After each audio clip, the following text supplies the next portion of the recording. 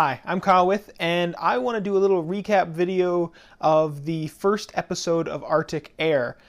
Some may remember seeing my recap videos for Village on a Diet, which was based just south of where I am currently, Fort St. John, and I would talk about what was going on there. Now, Arctic Air isn't a reality show, but it is still based in my hometown where I'm heading to in a week and a half or so. So along with me and a lot of other people, there's still a very close connection to it.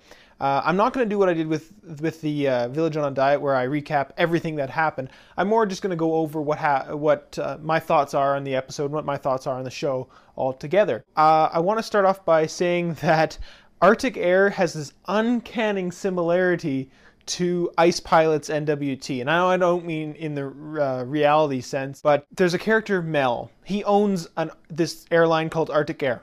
Wow, he's a hard ass. He's an older guy.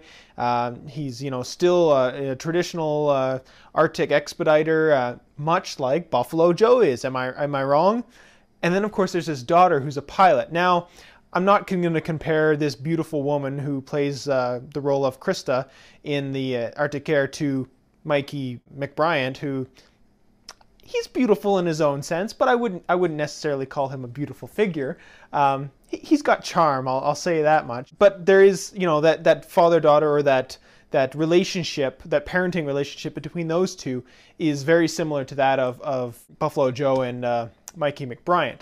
And then, of course, there's Adam Beach's character. I don't know where he comes in into the role of our ice pilots, but he's what they're portraying him as is an Aboriginal of the area, which there is that little bit I'm not quite sure about in the first episode. I'm glad that they're showing that. That's really great to show the culture and to show that off. But you can definitely tell that he's not actually from the Yellowknife area. He's a native of Manitoba. That's where Adam Beach is from, and he plays a guy. His character's name is Bobby Morton or something like that. But you can definitely pick up that the characters who are playing these Aboriginal roles aren't actually from the area of Yellowknife or the Yellowknife Dene or much of any of the Arctic, really.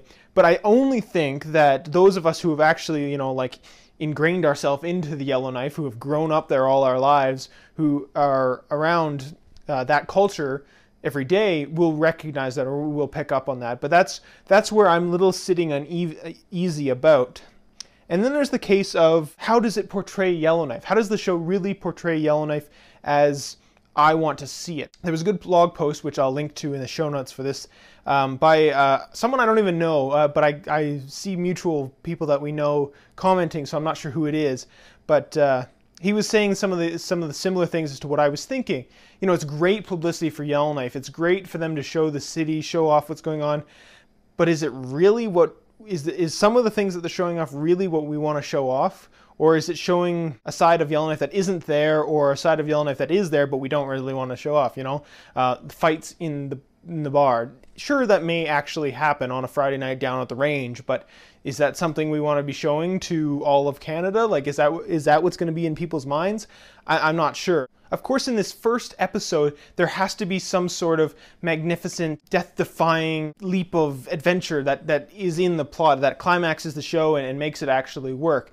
And this being, well, the opening scene where Krista's landing a plane that has basically no engines running. The right is gone and the left is misfiring or whatever. And I just think that's kind of far out. That's like a dramatic Ice Pilots thing that they would do for that reality show. So I'm not quite sure on that. But then of course there was the, we fly somewhere, there's no fuel, we decide to take off. He's the brave northern bush pilot that's just gonna do whatever he wants and go. I mean, yeah, that's what makes the TV. Is that really how things are run? I don't know. There are regulations. So yes, bush pilots will push themselves to the extreme, but is it really happening in today's industry? I don't know. It's debatable. So that's what I'm thinking right now for the Arctic Air TV show. I liked it. I honestly liked it, and I'm going to keep watching, and I hope to keep doing these videos. I can't wait to see where the characters progress, what more of Yellowknife we're going to see, who am I going to recognize in it. And we got to remember that some of our local friends and family or whatever have worked on the set of this, so that's something to be to think is great. and to promote it even if we don't like the show. So it was great that they did come to Yellowknife and actually shoot most of it. There was some scenes like the inside of the Bullock's Bistro, which we haven't even seen yet, that was in Vancouver.